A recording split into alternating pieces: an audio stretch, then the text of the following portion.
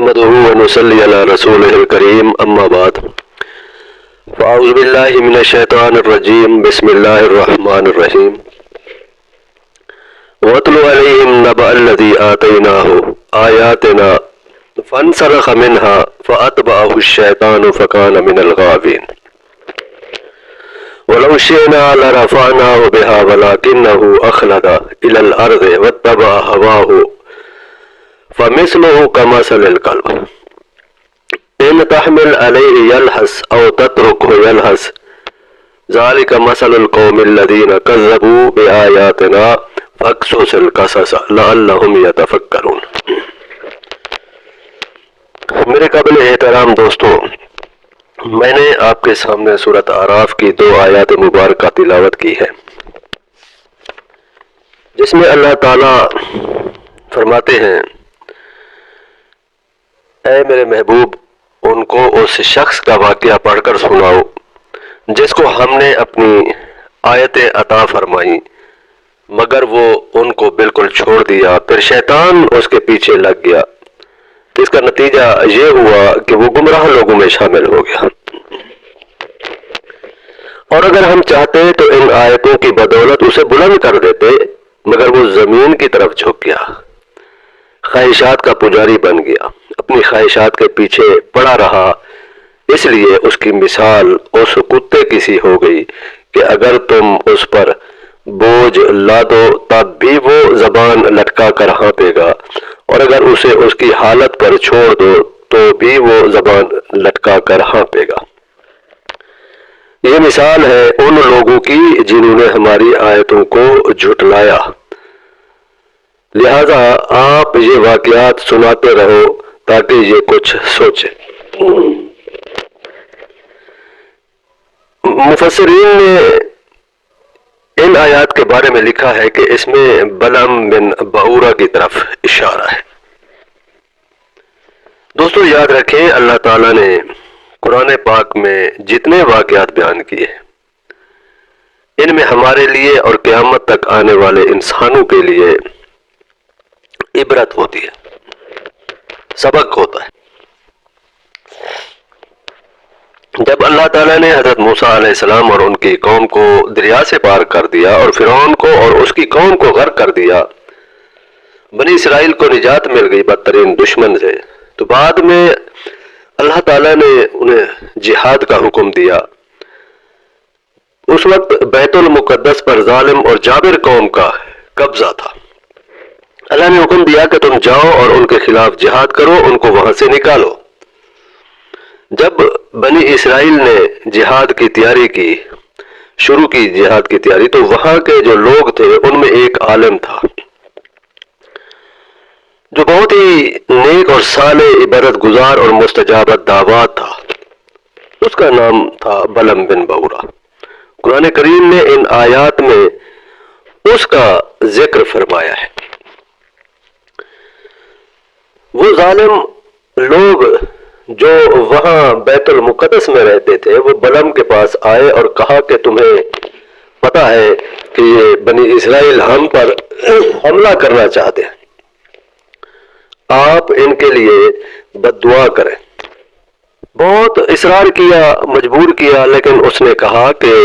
میں کیسے بد دعا کروں، وہ موسیٰ علیہ السلام تو اللہ کے نبی ہیں۔ پہلی بات تو یہ ہے کہ نبی کے لیے بد دعا کرنا کفر ہے، میں ایمان سے نکل جاؤں گا۔ دوسری بات یہ ہے کہ میری بد دعا کا اثر نبی پر ہو ہی نہیں سکتا، نبی پر کسی کی بد دعا کا اثر نہیں ہو سکتا، الٹا اس کا اثر مجھ پر پڑے گا۔ اس نے انکار کر دیا۔ اب بعض تفسیروں میں آتا ہے کہ ان لوگوں نے، جو جبارین نے، اس عبادت گزار شخص کی بیوی کو تیار کیا اور اس کی بیوی سے کہا کہ ہم تمہیں بہت سارا مال دیں گے، جتنا تم مال چاہو گی ہم آپ کو منہ مانگا مال دیں گے، اپنے شوہر کو تیار کرو کہ وہ موسیٰ علیہ السلام کے لیے بد دعا کرے۔ اور بعض تفسیروں میں یہ بھی لکھا ہے کہ انہوں نے خود جو ہے بہت سارا مال اس شخص کو دیا تحفے میں، ہدیے میں، اور اس نے وہ ہدیہ لے لیا، اور پھر بعد میں لوگوں نے اس کو مجبور کیا کہ موسیٰ علیہ السلام کے خلاف بد دعا کرو۔ وہ مال اس نے خود لیا یا بیوی کے ذریعے موصول ہوا، بیوی نے بھی پھر اس کو مجبور کر دیا کہ بد دعا کر دو، کچھ بھی نہیں ہوگا، وہ اللہ کے نبی ہیں اور ان پر آپ کی بد دعا کا اثر نہیں ہوگا، اور یوں جو ہے وہ مال بھی ہمیں مل جائے گا۔ چنانچہ اس نے کہا کہ فلاں میدان میں آ جاؤ، میں بد دعا کروں گا اور تم آمین کہنا۔ وہ اگلے دن پھر وہ اپنے گدھے پر سوار ہو کر جانے لگا تو گدھا آگے نہیں بڑھ رہا تھا، وہ بیٹھ جاتا تھا، وہ زبردستی اس کو ہانک رہا تھا لیکن گدھا آگے نہیں جا رہا تھا۔ تو گدھے کو گویائی ملی، اس نے کہا کہ بلم تم کتنے بے وقوف ہو، تم مجھے جدھر ہانک رہے ہو فرشتے مجھے وہاں جانے سے روک رہے ہیں تو تمہیں نظر نہیں آتے۔ لیکن پھر بھی وہ نہ سمجھا، اس نے جب بد دعا کرنا شروع کی اور جب یہ بد دعا کرنے لگا تو نام لینا چاہتا تھا موسیٰ علیہ السلام کا، بد دعا ان کے لیے کرنا چاہتا تھا، لیکن اس کی زبان پر نام ان لوگوں کا آتا تھا جنہوں نے اس کو مال دے کے مجبور کیا تھا بد دعا کرنے پر۔ جب لوگوں نے دیکھا کہ بد دعا تو ہم نے کہا تھا کہ موسیٰ علیہ السلام کے لیے کرنی ہے، وہ ہمارے خلاف کر رہے ہیں، نام اس کی زبان پہ ہمارے آ رہے، وہ چیخنے لگے اور کہنے لگے کہ تم کیا کرتے ہو، ہمارے لیے بد دعا کر رہے ہو، ہم نے تمہیں مال دیا تھا اس لیے کہ موسیٰ علیہ السلام کے لیے بد دعا کرو اور تم ہمارے لیے بد دعا کرتے ہو۔ اس عبادت گزار شخص نے کہا کہ میری زبان میرے اختیار میں نہیں ہے، وہ اللہ کے حکم سے چلتی ہے اور اس کے اختیار میں ہے۔ موسیٰ علیہ السلام کا نام لینا چاہتا ہوں، تمہارا نام آتا ہے۔ اور جب بد دعا شروع کی تو پھر اللہ تعالیٰ نے اس کی زبان نکال دی اور زبان اس کے سینے پر لٹکنے لگی۔ تو اللہ تعالیٰ اسی کا ذکر فرماتے ہیں وَاتْلُ عَلَيْهِمْ نَبَأَ الَّذِي آتَيْنَاهُ آيَاتِنَا۔ اے نبی صلی اللہ علیہ وآلہ وسلم اپنی امت کے سامنے اس شخص کا قصہ پڑھ کر سناؤ جس کو ہم نے اپنی آیتیں دی، کتاب کا علم دیا، فَانْسَلَخَ مِنْهَا، لیکن یہ اللہ کی آیتوں سے اور اللہ کے ذکر سے نکل گیا۔ جب تک اللہ کی آیتوں اور اللہ کے ذکر کے اشار میں تھا تو اس کو شیطان جو تھا وہ کچھ بھی نہیں کر سکتا تھا، کچھ بھی نہیں کہہ سکتا تھا، لیکن جب اللہ کی آیتوں سے نکل گیا اور جبارین کی بات مان لی تو پھر شیطان کا وار اس پر چل گیا۔ حدیث مبارکہ میں آتا ہے کہ شیطان انسان کے بائیں کندھے پر بیٹھا ہوتا ہے اور شیطان نے اپنی سونڈ نکالی ہوتی ہے اور انسان کے دل پر رکھی ہوتی ہے، دل میں وسوسے ڈالنے کے لیے، گمراہ کرنے کے لیے۔ تو فرمایا اگر یہ انسان اللہ کا ذکر کرنے لگے تو وہ شیطان اپنی سونڈ پیچھے ہٹا لیتا ہے، اور جب یہ اللہ کے ذکر سے غافل ہو جاتا ہے، گناہوں کے ماحول میں، بے حیائی کے ماحول میں چلا جاتا ہے، تو شیطان پھر اپنی سونڈ اس کے دل سے لگا لیتا ہے، اس لیے اس کا نام خناس ہے۔ جب بندہ اللہ کا ذکر کرتا ہے وہ پیچھے ہٹ جاتا ہے، جب بندہ غافل ہو جاتا ہے تو اپنی سونڈ وہ اس کے سینے پر لگا لیتا ہے، دل پر۔ تو فرمایا فَأَتْبَعَهُ الشَّيْطَانُ، جب وہ اللہ کے ذکر سے نکل گیا تو شیطان پیچھے پڑ گیا، فَكَانَ مِنَ الْغَاوِينَ، پس وہ گمراہ ہو گیا۔ اللہ تعالیٰ فرماتے ہیں اگر ہم چاہتے ان آیتوں کی وجہ سے اس کا مرتبہ بلند کر دیتے، وَلَوْ شِئْنَا لَرَفَعْنَاهُ بِهَا، لیکن وَلَكِنَّهُ أَخْلَدَ إِلَى الْأَرْضِ وَاتَّبَعَ هَوَاهُ، یہ دولت کی طرف میل ہو گیا، زمین کی طرف میل ہو گیا، یعنی مال دولت کی طرف میل ہوا، خواہشات کا پجاری بن گیا، دولت کی خواہش اس کے اندر زندہ ہو گئی، شیطان کو موقع مل گیا۔ فَمَثَلُهُ كَمَثَلِ الْكَلْبِ أَن تَحْمِلَ عَلَيْهِ يَلْهَثْ أَوْ تَتْرُكْهُ يَلْهَثْ۔ اللہ تعالیٰ فرماتے ہیں کہ پھر اس کی مثال، اس کی حالت کتے کی مانند ہو گئی، اگر کتے پر تم بوجھ لا دو تو وہ اپنی زبان نکال کر ہانپتا ہے، اور اگر تم اس پر بوجھ نہ لا دو تو بھی وہ زبان نکال کر ہانپتا ہے۔ اللہ تعالیٰ نے کتے کی تخلیق باقی حیوانوں سے الگ رکھی ہے، باقی جتنے بھی حیوانات ہیں وہ اپنا منہ بھی چلاتے ہیں، زبان بھی چلاتے ہیں، سانس بھی اپنے ناک سے لیتے ہیں، لیکن کتا اپنی زبان نکال کر سانس لیتا ہے۔ اس کی زندگی، اس کی بقا اسی میں ہے کہ زبان نکال کر سانس لے۔ تو اللہ نے اس شخص کی مثال دی کہ یہ کتے کی طرح ہے، اور اس نے اس کو واقعی ایسا اور اللہ نے پھر اس کو واقعی ایسا بنا دیا کہ اس کی زبان نکل گئی اور سینے پر لٹکنے لگی، اور اسی طرح اس نے زندگی بقیہ جو تھی وہ گزاری، پھر اس کو موت آئی۔ وہ تو جہنمی بن گیا، لیکن اس نے یہ دیکھا کہ میں تو جہنمی بن گیا، جنت سے محروم ہو گیا، اب یہ جو موسیٰ علیہ السلام کی قوم ہے بنی اسرائیل، اس سے انتقام لینا چاہیے، ان سے میں بدلہ لوں گا تاکہ یہ بھی دنیا میں خوشی نہ منائے۔ تو اس نے جبارین سے کہا کہ تم نے میرا حشر تو دیکھ لیا، لیکن اب تمہیں ایک وصیت کرتا ہوں، جب بنی اسرائیل کا لشکر تم پر حملہ کرنے کے لیے آئے تو تم اپنی لڑکیوں کو، نوجوان لڑکیوں کو بے پردہ کر کے ان کے سامنے نکال دو، اور یہ لشکر والے جو کچھ بھی کرے اپنی لڑکیوں کو سمجھا دو کہ وہ انکار نہ کرے۔ یہ تھا اس زمانے کے جبارین ظالموں کا ہتھیار، مومنوں کے خلاف، مسلمانوں کے خلاف، اور یہ اس زمانے سے چلا آ رہا ہے، اور یہ ان کا کامیاب ہتھیار ہے مسلمانوں کے خلاف۔ بے حیائی پھیلا دو، عورتوں کو بے پردہ کر دو، لڑکے لڑکیوں کے مخلوط ادارے بناؤ، مخلوط کالج بناؤ، مخلوط یونیورسٹیاں بناؤ، مخلوط سکول بناؤ، اور جب ان کی لڑکیاں بے پردہ ہوں گی، حیا چلی جائے گی، جب حیا چلی جائے گی، زنا کا ارتکاب کریں گے، پھر اللہ کا عذاب ان پر خود آئے گا۔ تو پھر ان غیر مسلموں کو اپنی پھر طاقت جو ہے وہ مسلمانوں کے خلاف استعمال نہیں کرنی پڑے گی۔ جب اس نے یہ بات کہی کہ جبارین سے، تو موسیٰ علیہ السلام کو پتہ چلا۔ موسیٰ علیہ السلام نے بنی اسرائیل سے کہا کہ خبردار اپنی نظروں کو نیچے رکھو، اپنی نظروں کی حفاظت کرو،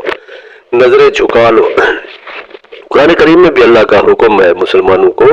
کہ مسلمان مردوں عورتوں سے کہو کہ اپنی نظریں جھکائیں، کسی غیر محرم پر تمہاری نظر نہ پڑے، یہ اللہ کا حکم ہے، یہ کسی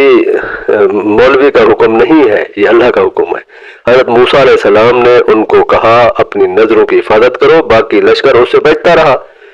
صرف ایک یا چند افراد اس گناہ میں پڑ گئے۔ بعض تفسیروں میں ایک اور بعض میں چند افراد کا ذکر آتا ہے،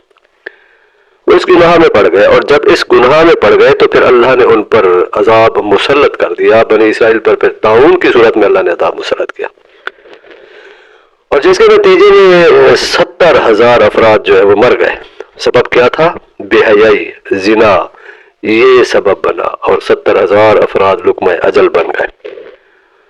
نبی کریم صلی اللہ علیہ وآلہ وسلم کا ارشاد مبارک ہے، جس قوم کے اندر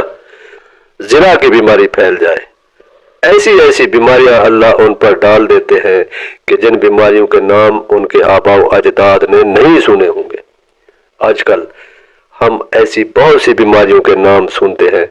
جن کے نام ہمارے آباء و اجداد نے کبھی سنے نہیں ہوں گے۔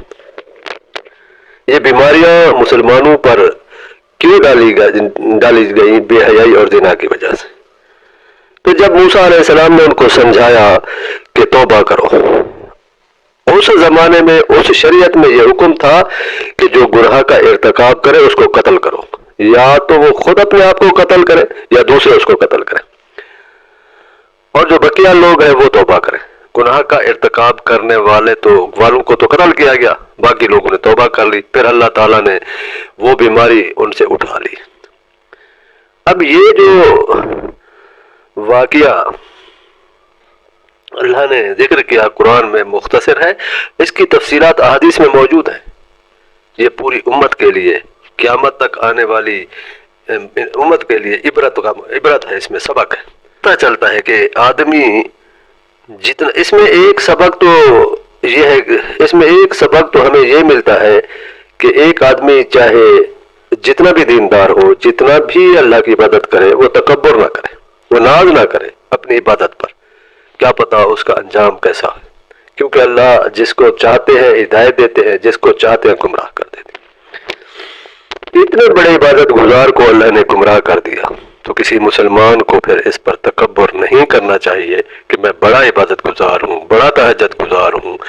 پھر بھی اللہ سے دعا مانگنی چاہیے، اے اللہ جو عمل میں نے کیا تیری توفیق سے کیا، میری اس میں کوئی طاقت نہیں، اے اللہ